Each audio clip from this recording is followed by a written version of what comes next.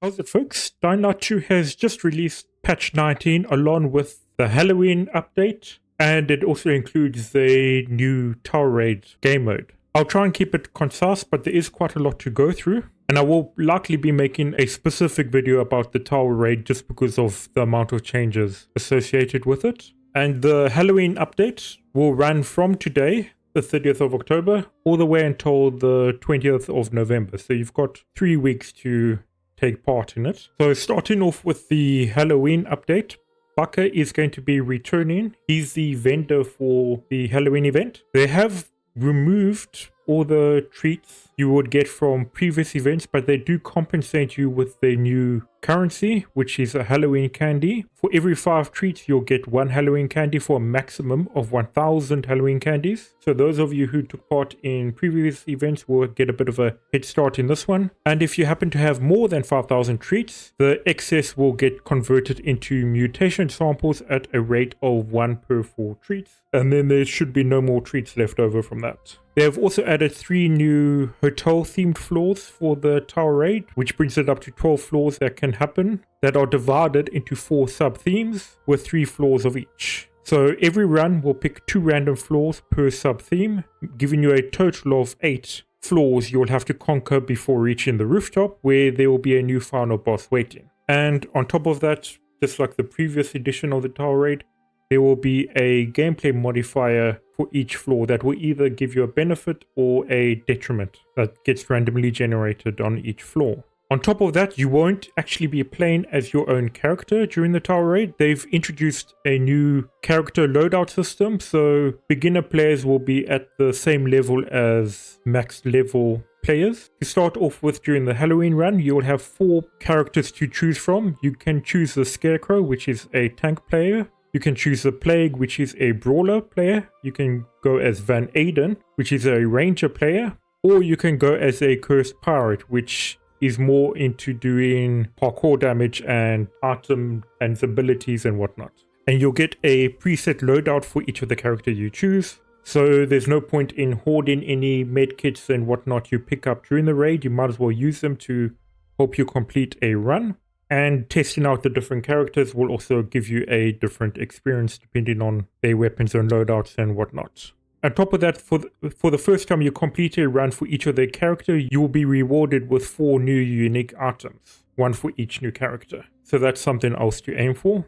Once I've done that, I will do a quick showcase video on those new items in case you want to see if it's worth it. And then on top of that, there is new shop and reward items. So Baka will contain all the Halloween event items from the previous Halloween events, as well as a good few new items for this event, which the highlight of this year's Halloween event is the Van Aiden bundle, which is you can basically grab the entire bundle by just using the Halloween candies you can get from playing the event and doing bounties for Baka. And it will probably go into the Dying Light store once this event is over. So this is a way for you to get it without spending any money on microtransactions. And just don't forget to pick up bounties from Baka before you head into the Tower Raid to help you get some extra candies. And then, because of the new character loadout system, max level players are not going to be overpowered. Instead, there is a new progression system that's taking place within the new Tower Raid. First part of it involves session perks that are purchased with Halloween candies, but only one can be active during a Tower Raid run, so choose wisely.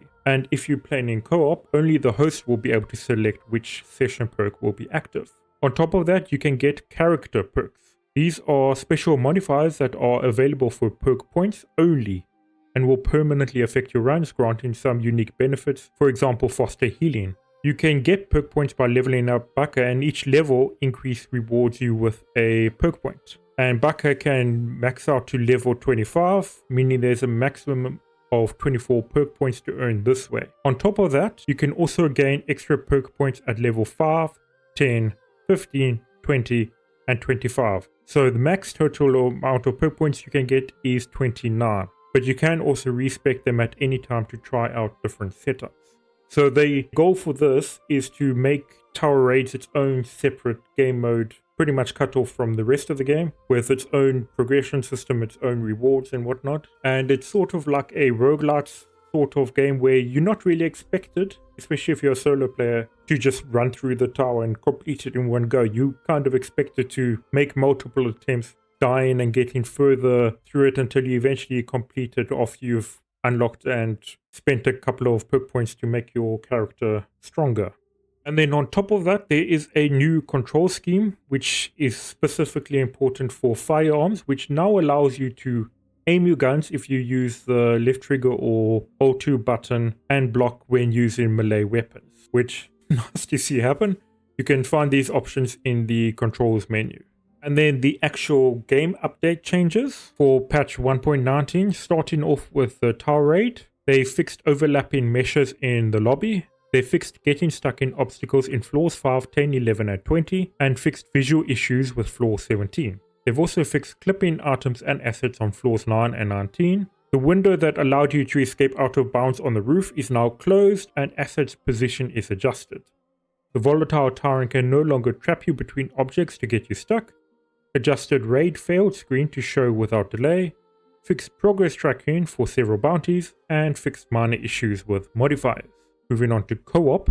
Fixed co-op spawning in tower raid, fixed co-op soft locks in tower raid, and players will no longer get stuck on the waiting for host screen. Moving on to gameplay. Infected around military convoys will attack when approached. I know this was quite an issue, especially with the goons not being invincible and not attacking the player. And then Lola's Mink Stole will no longer get stuck in the Diva quest. Fixed issues with AI collision. Barters will now respect your personal space. Volatile House return to their GRE vaccine lab spawn. Fixed soft locks on pilgrim missions. Fixed issues with soft locking caused by NPCs. Video previews for both Bash and Crowdrunner skills were updated to reflect the mechanic in-game. Improved physics for Bash and Crowdrunner skills. Patched Unlimited Balls bug, where picking up Game Ball will remain in your inventory. And fixed the issue of being unable to pick up some droppable items. Moving on to technical, they've updated the Gritty filter preset, but the Gritty Dark stays the same with no changes. I know quite a lot of people were asking about that change. Restored some missing materials in the environment, adding missing sound effects and VFX, for example for EXP Caliber or the Grenade Splash. Minor fixes to water splash behavior, for example throwable items, accessories and traps. Vegetation will behave according to the weather. They've lowered reaction to the wind. Fixed LODs in the wharf area and garrison electrical station. Adjusted Aiden's reactions if he enters and leaves a UV area quickly. Changing outfits in a player's stash no longer resumes dialogue playback. Adjusted direction Aiden is facing when dialogue is finished. Fixed game freeze when you open a map while changing locations. Fixed issue with pop-up about missing DLC if the previous session was offline. Patched issues occurring when changing some visual settings. They've adjusted the calibration when upscale options are selected. Addressed the issue with redirect buttons in the Steam overlay. Fixed issues with DL points purchase if logged on both PS4 and PS5. Adjusted bonus from Vigilant Jackal Charm.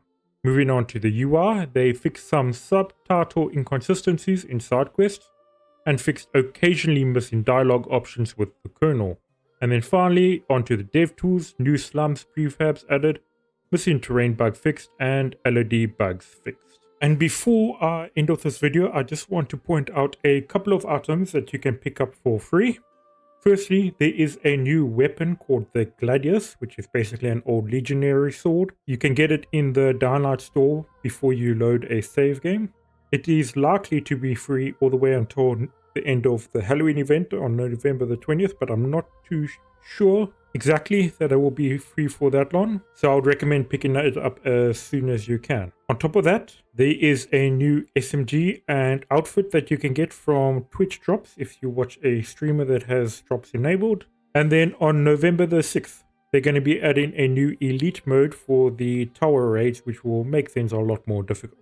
And I'm currently working on a guide video to try and help you guys work your way through the new and improved tower raid. Other than that, I hope you all have a fantastic day, good night, and good luck.